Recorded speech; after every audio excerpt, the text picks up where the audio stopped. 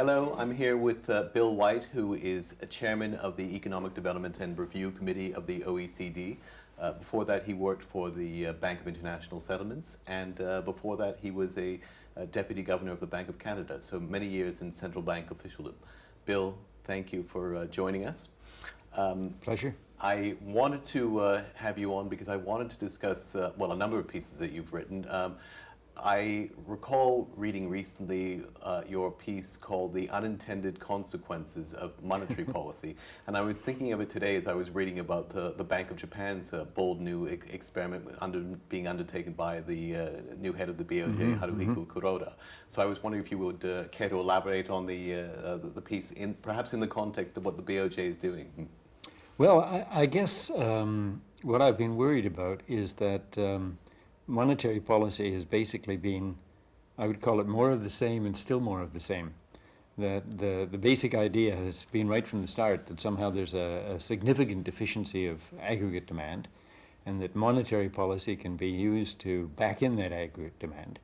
And they have used conventional measures and they really haven't worked. And then they've turned to unconventional measures and they really haven't worked. And then it's been just more of the same. And what's interesting with the Japanese thing is that although the Japanese, in a certain sense, pioneered all this quantitative expansion, easing, back in the middle 1990s, in more recent years, they haven't felt the necessity to respond in quite the way the others did because they haven't had the same kind of financial problems that the others have had. And now they have decided to pull out all stops. And frankly, it will be extremely interesting to see whether it works or not. My concern, I think, about unintended consequences has always been that what goes along, as it were, with the mean expected result of a change in the policy instrument is also a change in the variance, and perhaps an increase in the absolute uncertainty about what the implications might be. And what we do know is that on the monetary policy side, that we are completely in uncharted territory. And I have worried, I suppose, that recognizing the fundamental uncertainty, whether in fact the game is worth the candle. That is to say that the monetary policy might not do what you would like it to do. It overpromises and underdelivers, and it may actually give you very bad outcomes. And may actually give you very bad outcomes. So the Abenomics thing is going to be very interesting to watch because it's a ratcheting up of the effort by a substantial degree. It's a very difficult position because on the one hand, as you say, if it doesn't work, they will get the blame, and it could very well undermine the institutional position of central banks because they'll have been perceived to have been very political, incompetent, and will probably go back to perhaps the bad old days of the 1970s again. That must be the concern. Well, there certainly is a worry at the moment in these current circumstances that the so-called central bank independence has been significantly compromised. In certain respects it has, because I mean there's so many things that central banks have done that, as Axel Leonufud would put it, have got distributional implications. You know, who lives, who dies, who gets support, who doesn't get support. And that's traditionally been in the realm, distribution has traditionally been in the realm of politics. So they are sort of getting sucked more and more into that realm. I'm not sure that it compromises their capacity under normal circumstances to conduct an independent monetary policy in the sense of the independent use of the instruments. I've always thought, this goes back to my days at the Bank of Canada, that the use of the word independent for central banks is not the appropriate way to cut into it, because central banks have to have a mandate which basically comes from government. They have to be accountable, which comes from government. So really what people have to mean is something much narrower, having to do with instrument independence.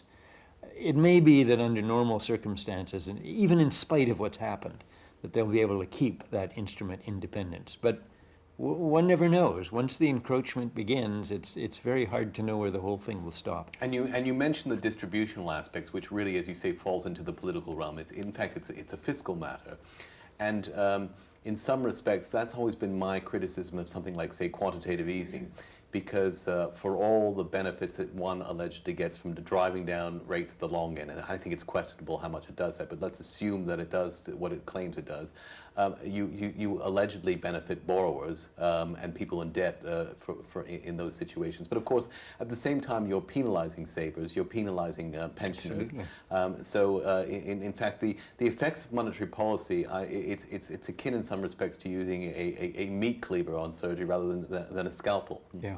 Well, the distributional aspects of it are I think, very, very important. And as you say, this ultra easy monetary policy clearly favors debtors over creditors. It favors borrowers over savers. And one could really ask about the moral dimensions of all of that, aside from the economic dimensions of it. So yeah, that's something that concerns me. But distributional elements have always received so little emphasis in the conduct of monetary policy. I mean, I can't recall any serious discussion of this over the course of my very long career in central banking.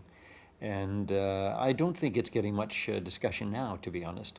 No, and it's a very difficult position in some respects for the central bankers to be in, because in many respects they are trying to fill a vacuum which has been left by, well, in the case of the States, political dysfunction. Yeah. And in Europe, it's there because you have an institutional gap. You don't have a United States of Europe Treasury. And so, in effect, the ECB is being asked to fiscalize because there's no other game in town. So they're being asked to do almost too much, I would say, and yet they haven't got a choice. Well, the difficulty, and I think you alluded to this a while ago, is that there is a perception out there at the moment that most countries don't have fiscal room to expand deficits and debt any more than they have done. In fact, in a lot of countries, the basic pressure is to go in the opposite direction. Mm-hmm. And so that does leave monetary policy as the only game in town. The difficulty, and you have to think back about Keynes, for example, and his progression from the treatise to the general theory, is that Keynes himself was of the view, that the views he'd expressed in the treatise, that monetary policy can be used and will work effectively, it wasn't true. And he'd moved on by the time of the general theory. But when you contrast that with where we are at the moment, where all the reliance is being put on monetary policy, it makes you worried. Because if even the great Keynes thought it would not really work, we're putting a lot of hope currently in the hypothesis that it will work. Well, he did have a lot of rooftop conversations at King's College with his friend Friedrich Hayek. So presumably, apparently, he may have actually been influenced by him to some degree. I was thinking of that because at the very first INET conference we had at King's College, you spoke, and you spoke then about a fusion between Keynesianism and the Austrian school. And I was wondering if you would care to elaborate about that. It's a bit unfashionable. People sort of see it as trying to merge the bull with the matador in some respects. Well, I can't remember, to be honest, what I said at Cambridge, but when I reflect on the kind of solutions we need to get out of the problem that we currently find ourselves in, it does seem to me that there's elements of truth in both what Keynes said, Keynes of the general theory, and what Hayek said.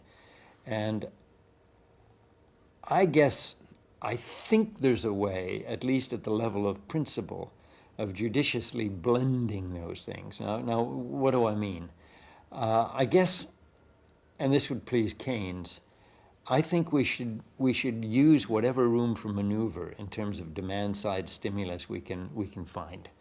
Okay, and what that means is, at the international level, that countries, for example, like China, who have a great potential for increasing internal demand, should go, consumption in particular, should go ahead and do it. They should allow the exchange rate to move, and this applies to many other countries as well, in ways that would actually induce higher imports from countries that have already got big deficits. I think, generally speaking, countries that have got big current account surpluses have got more room for maneuver than countries that don't. And I think it would be terrific if we could find some way to exploit that. So that Unfortunately, you're would getting resistance, particularly in places like Germany, which is one of the largest current account surplus. absolutely, and the Germans are resisting even in the context of the balance of payments crisis, and that's what it is in Europe. Okay, so I'm not holding my breath that there'll be a lot of progress here, but there is room for maneuver on the part of a number of countries that are running big surpluses, and some small countries as well as big countries too. So that's one thing. A second thing, again, this would please Keynes, I think there's a lot more room for public investment and private investment. I mean, in my own country, or our own country, Canada, in the United States and many other countries, we know the public infrastructure has run down a lot. And I can't believe that the financial markets cannot be convinced that expenditures that come with a physical asset and a high and a physical asset with a high social rate of return, that's a different thing from government expenditures, let's say, that would go on public consumption.